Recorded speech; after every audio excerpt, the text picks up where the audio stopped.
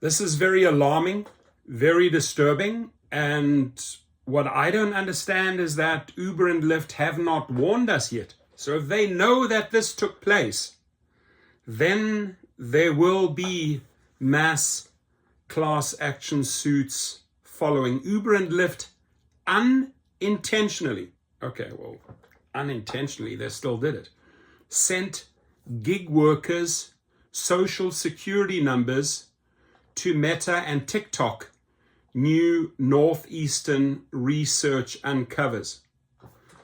So we'll jump into this, but that's quite shocking that your social security number has been shared with Meta and Tik Tok, and the company hasn't even made any effort to warn you, hey, this may have taken place, or we did not do this intentionally, but it somehow ended up in their hands. New Northeastern research revealed security issues associated with gig workers applying to drive for Uber and Lyft. When a person applies to work for Uber or Lyft, they must fill out several online forms detailing information including their date of birth and their driver's license. That's true, we know that. Applicants must also provide more sensitive information such as their social security number. True. New Northeastern research has revealed that until just recently, those ride-hailing companies had been unintentionally sending that data to TikTok and Meta, two of the world's largest social media companies. Now the question is, did they do that unintentionally? Knowing Dara Khosrowshahi, I mean, there's a possibility that they did that intentionally. Maybe they sold data. Who knows? I don't know. These guys are capable of doing anything and everything, right? Stealing tips, you name it. They've already been caught out. Wage theft, they've been caught out in so many lawsuits. I wouldn't put it past them. I would not put it past them. David Chofnes, a Northeastern University professor of computer sciences and cybersecurity expert, my type of guy, is one of several researchers who uncovered security issues with tracking pixels, which are analytics tools that follow users around the web. Tracking pixels are small lines of code embedded in images on a site's interface. They allow companies to see users' behavior and collect valuable information for advertising efforts. Almost every website you visit these days has trackers on it. That's true. You know, like they allow cookies. You've seen all that shit, right? So almost every website you visit these days has trackers on it. If you ever wondered if you've been on Facebook or Instagram and you see ads that were very relevant to a website you were just looking at, it's because Meta, the parent company, has trackers on a bunch of websites. They know who you are and what websites you are visiting. And they sell that data, by the way, for a lot of money. The same is true for TikTok. The same is true for Google and a number of other companies in that marketplace.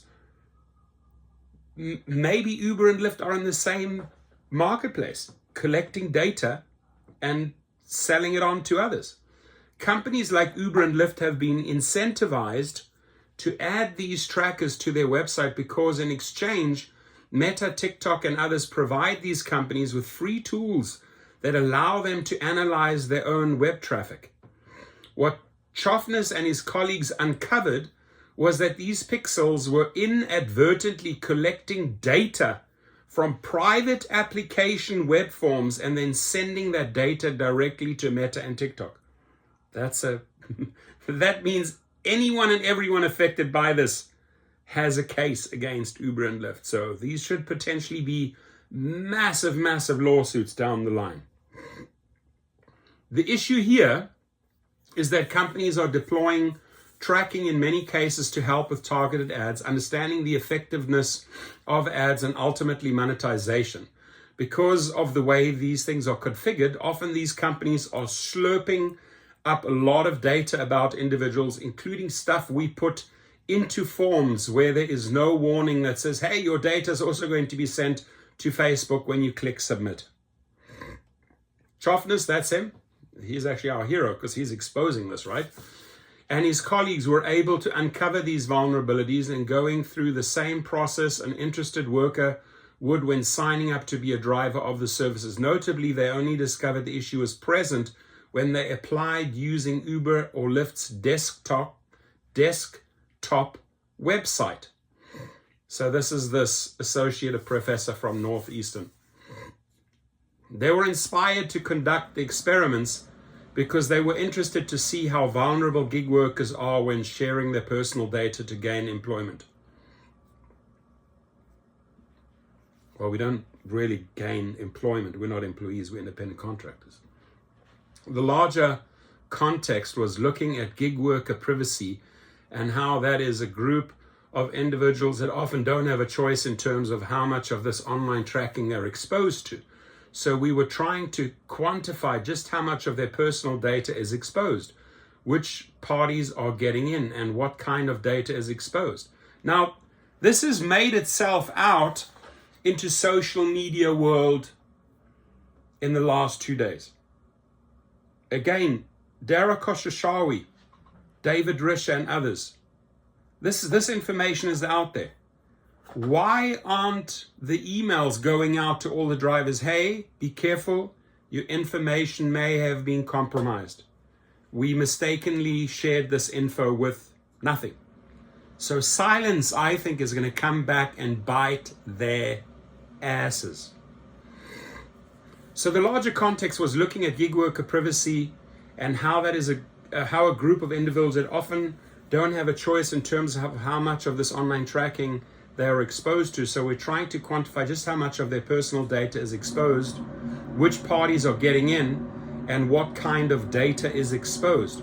For Uber and Lyft's part, Chofney said that when researchers shared their findings with the companies, they quickly worked to fix the vulnerabilities. They quickly fixed it. But Uber and Lyft, the damage has been done. Right? You've been caught with your pants down. Did you guys watch the Netflix Tyson Jake Paul? Did you see the segment where Tyson had his pants down? You could see his crack from behind. Quite a scary sight. That's sort of like what's happened to these guys here. The word that was used in our correspondence was unintentional. It was unintentional. We had no idea. They did not intend to do this. Once they knew what the issue was, yes, it was a configuration option. These pixels do not have to collect data from web forms. You could tell them not to, but it's kind of telling that they seem to be by on default, whether it was just an oversight by someone who initially configured it for their website, or whether these website owners, when they sign up for these pixels, are guided toward turning them on. That's the question. Can you imagine they intentionally turned this on? All hell will break loose. I guess that's hard to prove. Chofnus and his colleagues propose that companies should not treat worker data in the same way they handle the data of general consumers. To apply for a job, you have to share such data as your tax ID, social security number, dangerous, mailing address, and phone number, he highlights. It's much different when you're just a consumer of that service. If you want somebody to deliver your food, you need a credit card and email address, and that's it. So if you've noticed anything suspicious, if you've noticed strange text messages, if you've noticed strange emails coming your way, it may have been connected to this, right? However, the way things are presently configured at most websites, these companies are treating worker data and consumer data in roughly the same way. These companies must do a much better job of implementing purpose limitation statements, he highlights, which are essentially written out statements that explicitly state how the company plans to use the data of its employees and keep their word. Thank you. So what can workers do to protect themselves against their personal data being shared without their consent? Listen up. In Europe, under the General Data Protection Regulation, GDPR, companies are required to set purpose limitations. However, no such rules exist in the United States, and we do not have any type of federal data privacy laws that would protect these workers. Chofney stresses that more needs to be done to make these companies more accountable and transparent with their actions. No shit. We need more transparency and advocacy for privacy in general, he says, if we don't want companies like Meta and TikTok to be gathering our personal data from the web forms, we should make it illegal. It should not be allowed without a prominent disclosure that before you hit send, it says, wait, I'm about to send data to a bunch of other people too. Are you okay with that? Even when that sounds pretty terrible and maybe it shouldn't happen at all. Thank you, sir. You know, this man, I salute you. He is literally going out, calling them out and protecting us. A driver hero, Mr. David Chofness. We salute you, all gig workers. Thank you for exposing these thugs once and again. Your comments, please.